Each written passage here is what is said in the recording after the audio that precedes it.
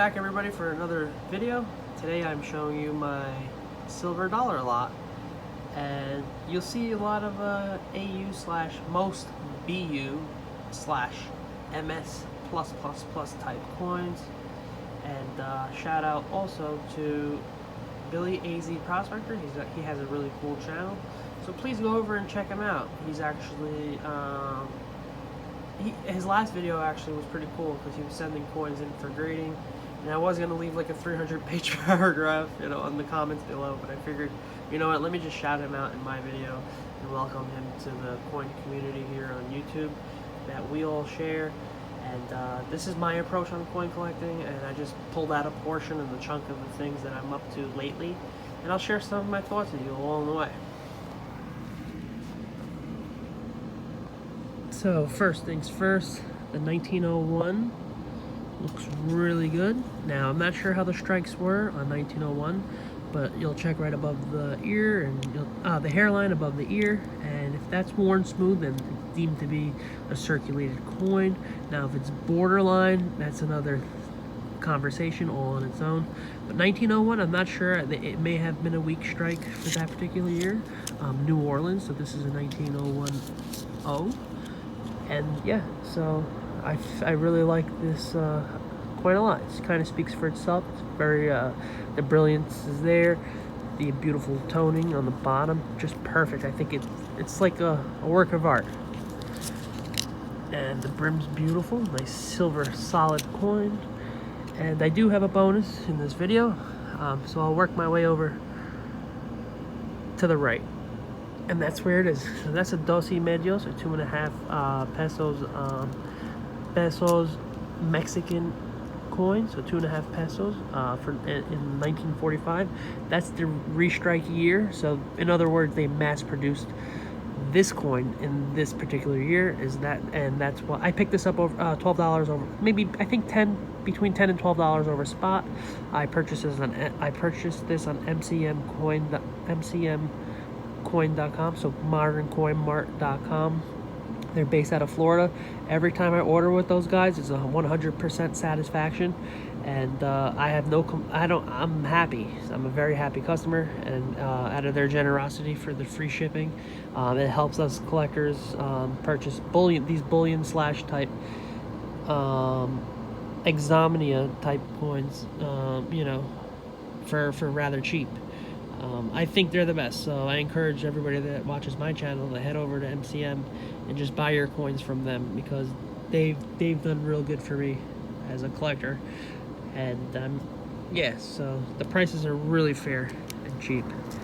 The brilliance and the luster is there, exactly as described. This is a BU specimen. I purchased this for right around 93 bucks a few weeks back. I'm sure the spot price is hanging right around the same area, right around $12.90. I haven't checked, but it's not for this it's not for this time. This is a future, for the future. This coin is purchased for hopes of gold on the rise in the future, and this will tag along with it. So it's a nice 22 karat 90% piece. I like it. It's pretty small, but they do have the 1 pesos. They have the 2.5 pesos. They have the 5, the 10, the 20, I think the 50. I think that's the big boy, the 1 onza. So maybe even the 30, but I know I'm behind. I gotta work on all the little ones first. But it's a legit circulation type coin. So these ran from 1918, I think from 1918 to 1948. But the 1945 is the restrike year. Small diameter. I want to say I think it's 15.9 millimeters. So if you wanted to get a capsule for that, that'd be the size. I'm just going to throw it in one of these plastic flips, and that'll work just fine. Moving along. 1883, beautiful Morgan dollars. Now that's besides the beautiful touch of gold. I have been working on these like gem type Morgans that I've been buying between peace dollars and Morgans between the price of between $20 and $32 per coin. And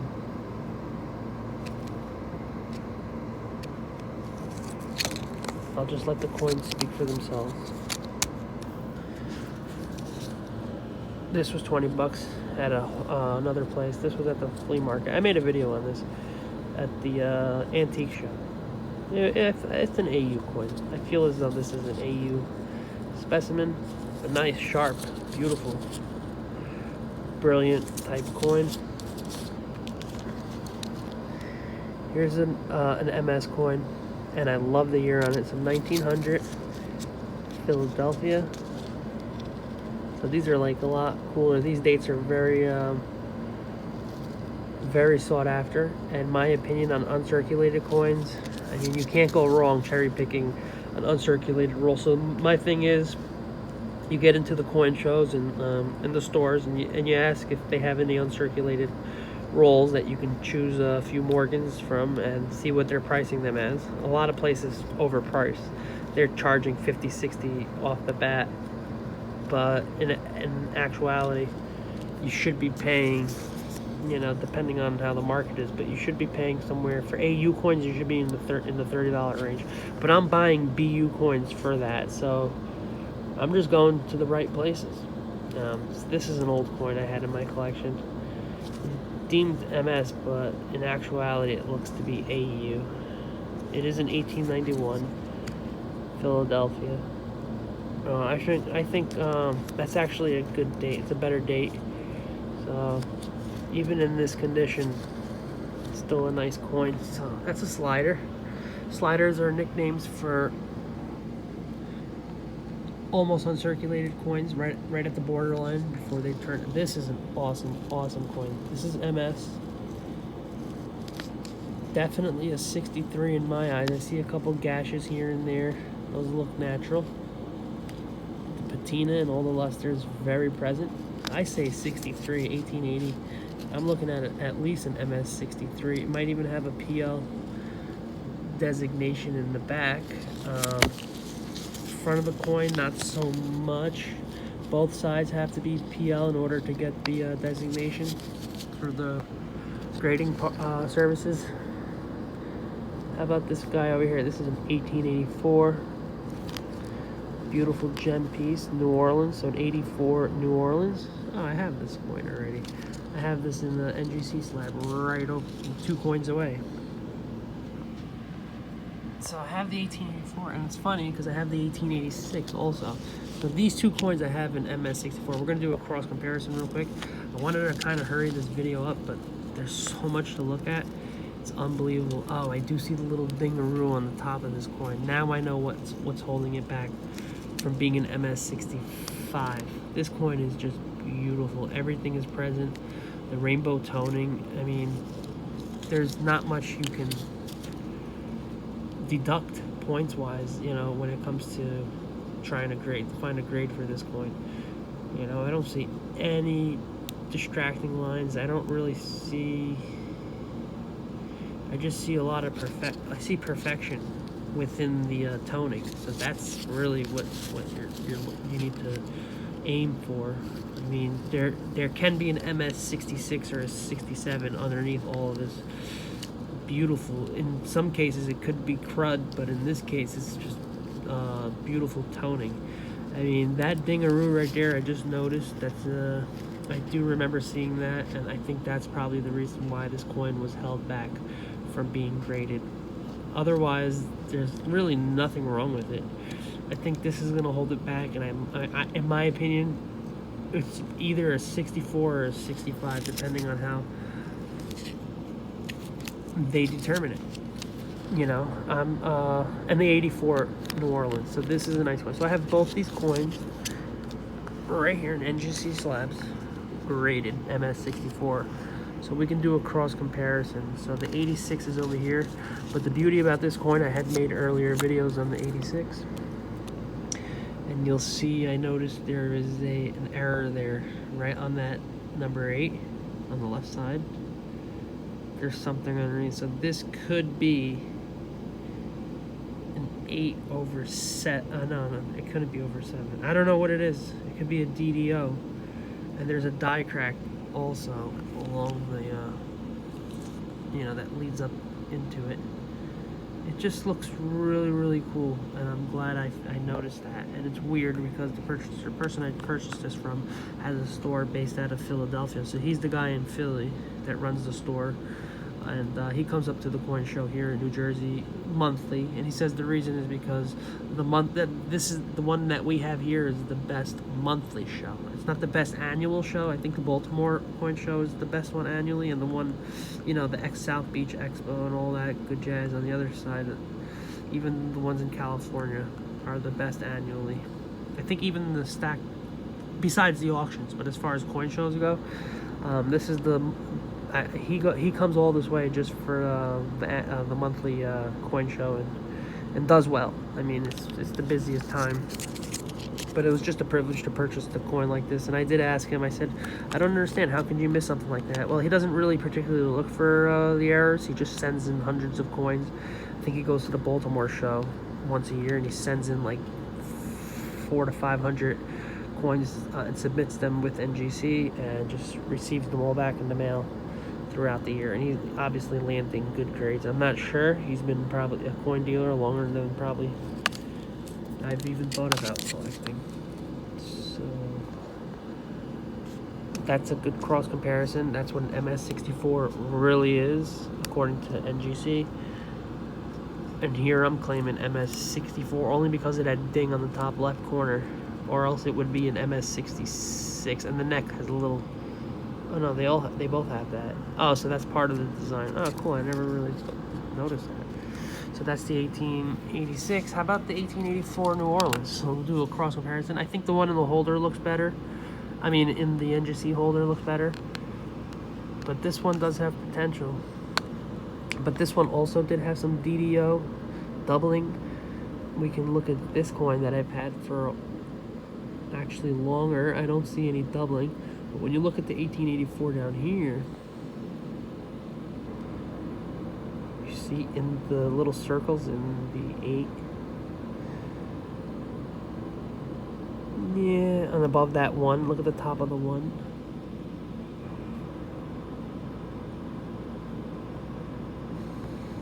Yeah, this one looks better in person, but the luster is very present here. I think it has all its detail. I'm thinking this is what an MS62 or a 3, and here's the 64. Since this is a 64, I'm gonna say this is a 62.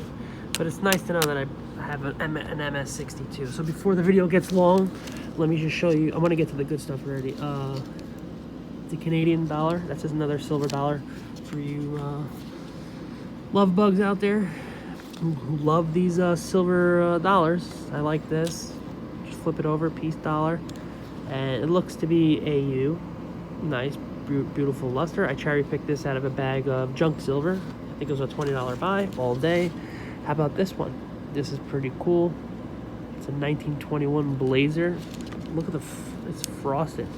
So if I were to list this, it would be a frosty type coin. Look at the blaze around it. It's just definitely has all the beautiful features. 1921 Philadelphia. I like these little spots. They're okay in my eyes. Just makes the silver look really, really satisfying. And another Blazer right on the back. So that's the reverse of that coin. Here's one. 1880. Is it a Philadelphia? Wow. So the 1880 Philadelphia, as you can see there. Now, oh, look at this, another Blazer, but this is a piece dollar. Here's a $20 pickup, and you got to grab them while they're available. So look at this. That's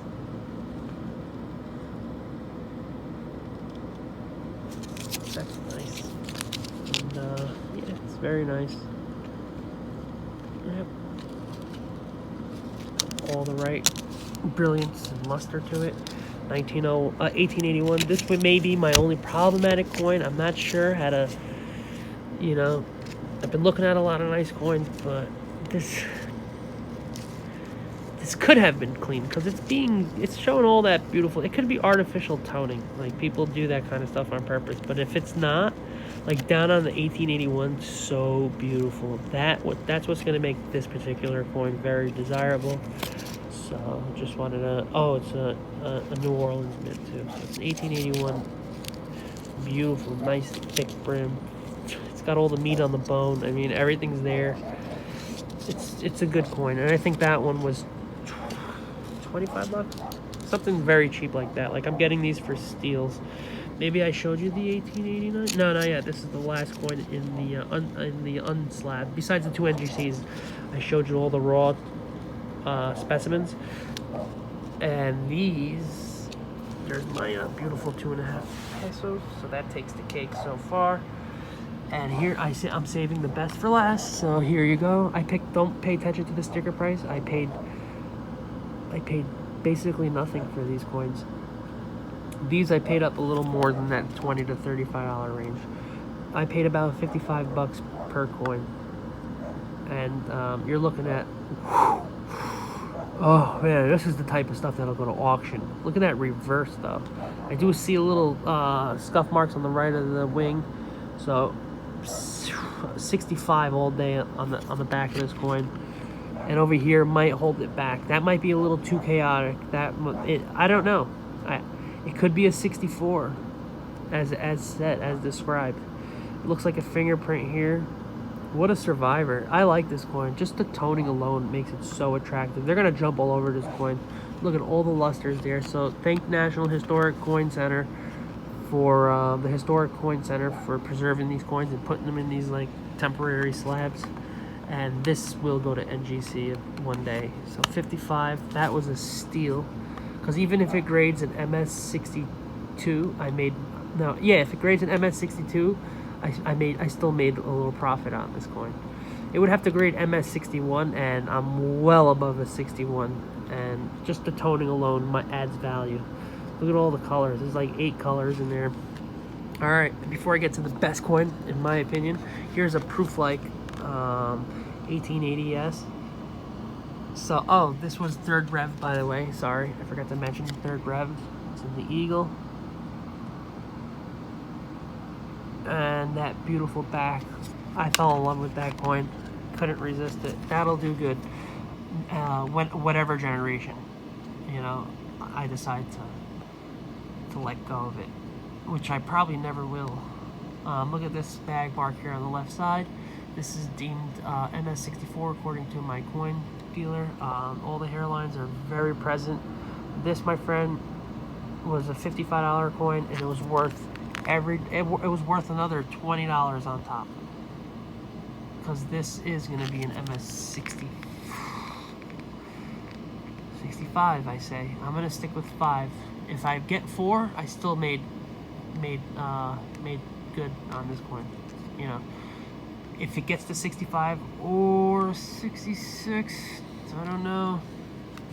I'm gonna say I'm hoping 65.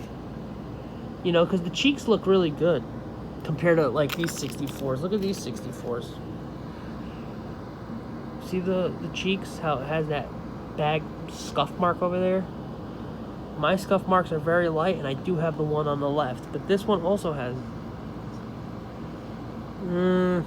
Alright, well, I think the face is more important than the field. That's just, if it gets a 64, then it is what it is. And the best for last, folks, this is my best chances for the proof-like designation. The mirror fields in the midst of all the beautiful toning. I call this the moon feature. This has about like 6 colors in it. It's an 1879. Imagine it was it's 9/8 or something like that. But it's a third rev, 170. Wait until you see the reverse. So this is definitely an MS65. The bag marks are very light. I'm glad it's very well protected in this holder. And there you go. This is a 66. The back of this is an MS67. This is the type of Morgan. It's a San Francisco, so these are all S mint marks, as you can see how they're presented. Man, if they can get past that, they may give me the 66. If I can get past I deserve a 67, I think, on this coin. Just look how beautiful it is. If I get the MS67, oh man, I don't even know what to do. Oh, it's the third rev, so I'm very proud of this coin. And I just wanted to share my coins with you. That's the last one in the video.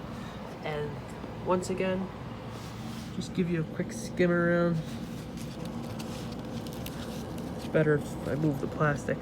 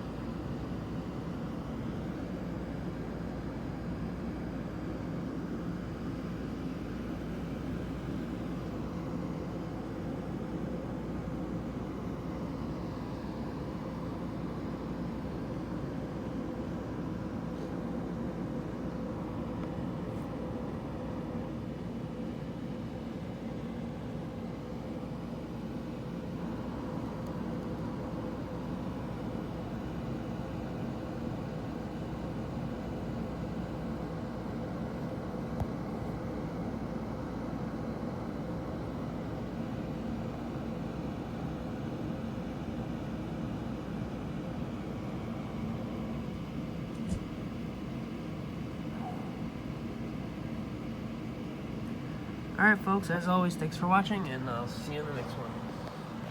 Peace.